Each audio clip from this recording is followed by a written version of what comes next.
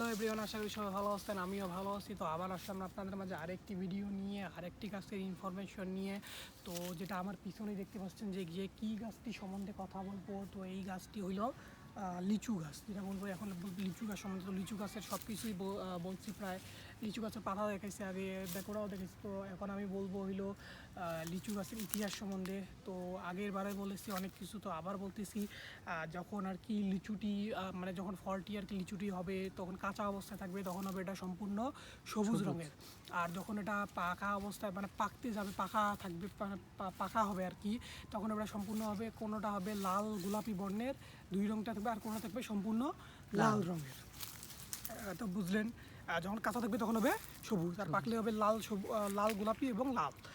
তারপর হইল বহিরাবরণটি মানে ছালটা খাওয়া যাবে না। এটা আমি আগে বলছি, তো আবার বললাম যে ছালটা খাওয়া যাবে না। কখনোই ছালটা খাওয়ার চেষ্টা করবেন না, ছালটা খাওয়া যাবে না। কিন্তু সহজেই সেটি সরিয়ে ফুলের ঘ্রাণ ও মিষ্টি স্বাদে একটি শ্বাসরুদ্ধ সাদা আবরণ পাওয়া যায়। মানে হইলো যেটা খাওয়ার উপযোগী। ছালের ভেতরে ছালটা যখন ছেঁড়াবেন, ছালের ভেতরে একটা সাদা শক্ত শ্বাসযুক্ত মানে হলো শ্বাসযুক্ত সাদা একটি সাদা আবরণ পাওয়া যাবে। তো বিচির ওপরে তো যেটা এটা, তো ওই আবরণকে আমরা ছালের মধ্যে ভিতরে যেটা থাকে ওটা সাদা আবরণ। সাদা আবরণের ভিতরে থাকে হলো লিচুর বিচি। ওই সাদা আবরণটা খাবার উপযোগী।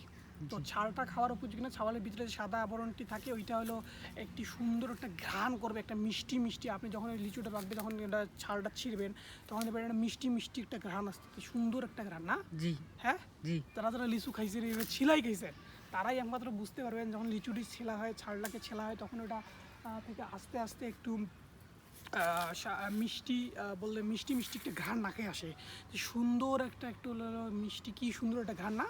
জি মন মুগ্ধ করা হয় ঘ্রাণ এটা। জি তো ওই স্বাদযুক্ত সাদা আবরণটি ঘ্রাণ খেয়ে ওইটাই খাওয়ার উপযুক্ত। তো ফসল কাটার পর আবরণটি শুকিয়ে বাদামি রং ধারণ করবে। মানে হইলো যে ওই ফলটা যখন কাটবেন, কেটে বেশি দিন দীর্ঘদিন ওখানে ফেলাই রাখবেন, গাছে থাকতে হবে। ওইটা হইলো যখন পাকবে ফলটা, গাছে থাকা অবস্থা হবে, ওইটা হইলো লাল বা লালচে গোলাপি। আর যখন ওটি কাটি বেশি দিন ওখানে কোথাও ফেলে রাখবেন ওই ফলটা, তখন সেইটা হবে হইলো আপনার হবে হলো হালকা বাদামি রঙের হবে।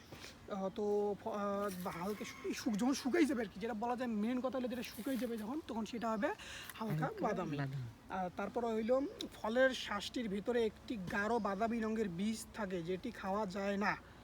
যেটা বললাম যে প্রথম থেকে ছালটাকে ছিঁড়িয়ে যেটা আছে সেইটা হইলো সাদা রঙের একটা শ্বাসযুক্ত একটা আর একটা আবরণ, ওইটা খাওয়া যায়। আর সাদা শ্বাসযুক্ত আবরণের ভিতরে আবার একটা লালচে বর্ণের একটা বিচি থাকে প্রায় একটুকের মতো, ওইটা একদমই খাওয়া যাবে না।